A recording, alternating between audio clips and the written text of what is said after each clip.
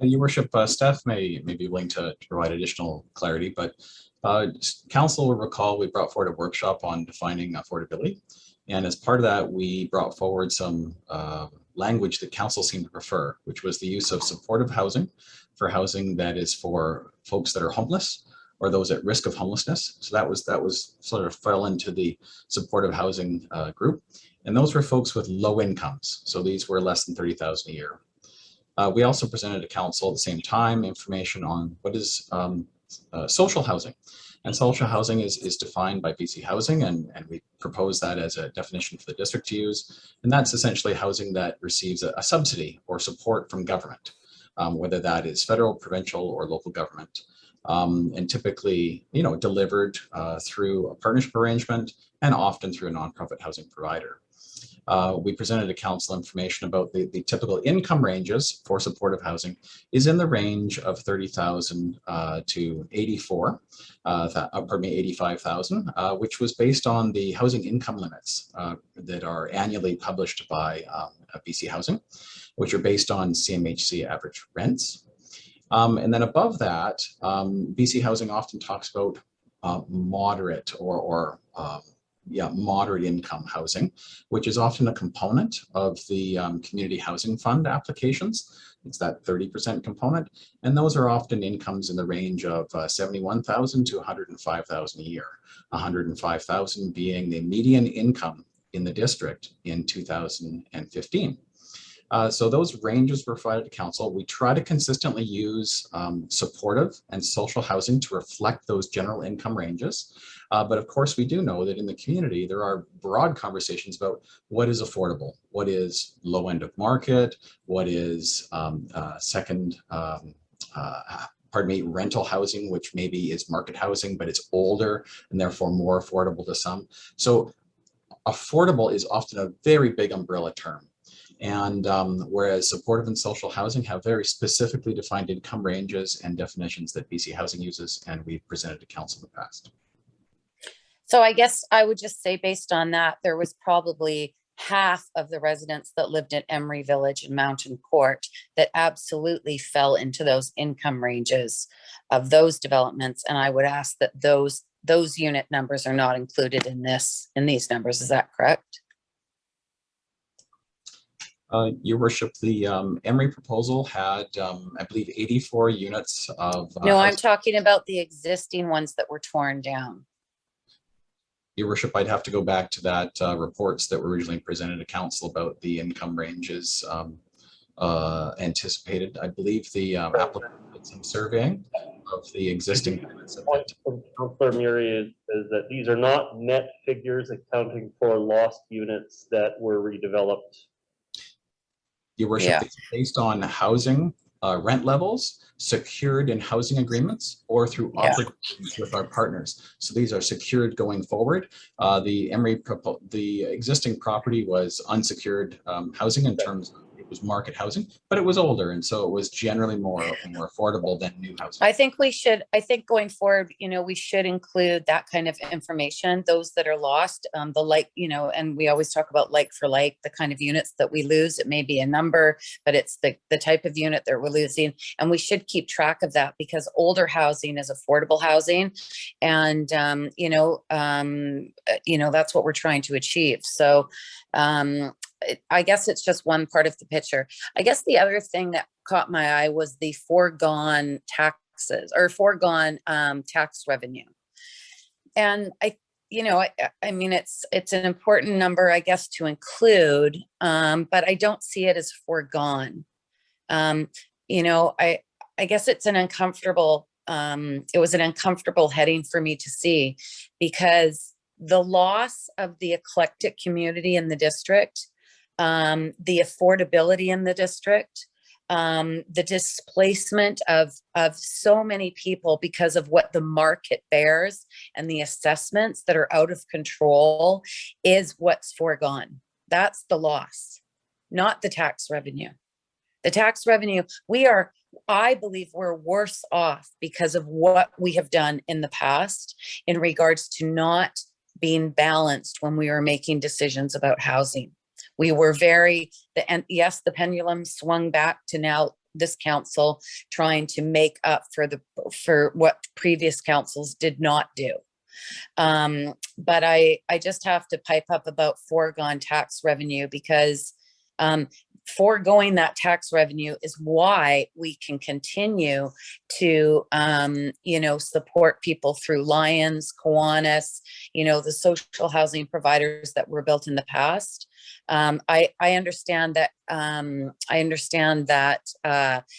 Purpose-built rental, the district was not great at looking at building more purpose-built rental, but we were good at building social housing and partnering with community groups that built hundreds and hundreds and thousands of units when other municipalities weren't.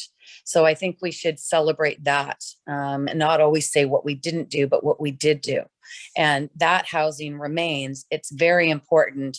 And the loss of tax revenue is like a little speck to me in regards to the type of communities that were built out of that social housing and being able to accommodate the people that live in those housing units in our community. Because when we got to take a stab at redeveloping our community in the last year, or in the last 10 years, I have to say it wasn't a proud moment, because we displaced so many people and we created a level of lack of affordability across the region, and it's horrific. It's horrific what we've turned into as a region. It's very challenging, and housing is out of control, the cost. So interesting numbers, interesting report. And I look forward to other reports like this that lay it out in other levels of housing, for other kinds of housing. So we can see what, so we can track purpose-built rental, for instance, going forward, what we've got right now in existence, what we want to try to protect and maintain, and how we move forward, or how we track that purpose-built rental going forward. Right?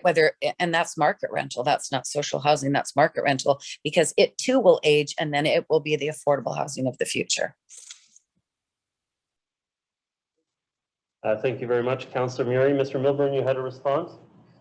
Thank you very much, Your Worship. Just very quickly, staff are challenged by that term as well, too, because of course, it is not anticipated these lands would be developed for strata housing. That is not council's direction, and it's not staff's intent in doing this analysis. It's purely what I would call an opportunity cost analysis. So council has taken a position to develop affordable housing, which is meeting key objectives for the community.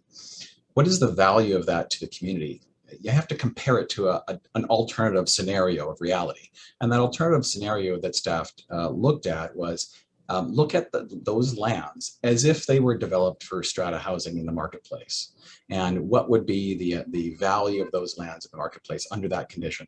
It's certainly no recommendation from staff to pursue those kinds of developments. It's simply there's an opportunity cost. So I really appreciate the commentary. Yeah, I understand. The value of land is not realistic. The assessment on the value of land is out of control, based on a model of highest and best use, which should not be allowed. So I don't think it's a fair comparison. Maybe it would have been a fair comparison 10 years ago or 15 years ago, but not now, because highest and best use is we're almost flat out of time. I'd like to give at least Councillor Bond's had his hand up. Councillor Bond, your comments? Yeah, I'd just like to follow up on Mr. Milburn's comments there. And I had a question that, about how the district's contribution to the West Queens project could be valued at $28 million. He's explained how that staff has chosen the position that if the district had chosen to sell that property, zoned for what it exists, what it is chosen to sell as affordable housing, then we would have likely got $18 million from the property and received $8.6 million in CACs. At least that's from my understanding of the proposal. And I guess I'm not sure if that's the right benchmark to measure the contribution as. It'd be interesting to compare the benchmark being the status quo, a parking lot or an empty lot zoned for industrial. and using that as kind of the status quo and the value of it as it exists. Because I think as you said, Mr. Milburn, it's an opportunity cost, but it's not really an opportunity cost if there's no way in hell that a council is going to make that kind of decision to turn that parking lot into 4 stories of market condos, or turn say the West 16th site into 5 stories of market condos, and neither of those positions are supported by any policy that the district has. So it's the number seems very high. And I think maybe that's just based on staff's benchmark that you chose for the analysis. But it would be interesting to see kind of a status quo analysis in terms of how many hard dollars is the district putting into affordable housing. And I think those are probably in here as well. They're included in some of the other columns, but I think sometimes the dollar figures of scenarios that do not and would not ever exist kind of can inflate kind of the level of contribution that the district is making at this point in time. Okay. Thank you. Quick comment, Mr. Stewart.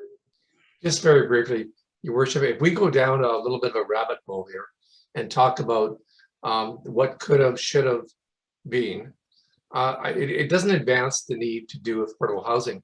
The fact of the matter is that district land is really, really valuable. And it could be marketed as market condos, and the revenue from that used to perhaps buy other land and create other affordable housing. You know what, we can go down that path forever. I think staff are just trying to recognize, and there are others in the community that are looking at what we're spending and saying this is money that is the taxpayers' money, and is this appropriate? I'm not going to get into that political discussion. I just think it's really fair to acknowledge the fact that staff have tried to create a number. It's subject to a lot of interpretation, and it's subject to a lot of political nuance. It's not fair to say staff is manipulating this. We're just trying to give you the best information we can based on the data that we have. It will cost millions and millions and millions of dollars to do more of this kind of social housing and affordable housing, and we're prepared to do that. So we're fine. Mr. Stewart, I just want to say thank you very much to staff for that. I think that it's excellent food for thought. I still struggled with the foregone tax, partly because it's such a tiny percent of our net assessable tax roll that I don't think it's even relevant for discussion purposes. But there's so much other really great fodder in here for discussion.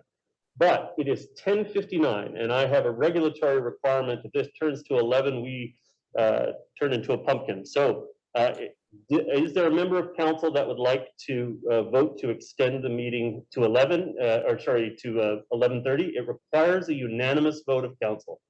Councillor Bond, you're moving it. Is there a seconder? Okay. And so council, it requires a unanimous consent to extend the meeting, and You won't get it. You won't get it. Okay. So then the meeting is ending. It is 11 o'clock at night. And what that means is that the last 2 items, the item that we're on, which we did not come to a resolution on, and item 8.9, start at the beginning of our next meeting, which is on December 13th. Okay, council? Well, that's it. We spent our time on what's most important tonight, and we did our best to get through the matters, but they're just complex stuff. But I want to thank everybody for participating tonight, thank the staff for all of their work, and for the members of public, many of whom stuck with us largely to the end, although we're up to an empty chamber at this point. But once again, thank you all so much. Right.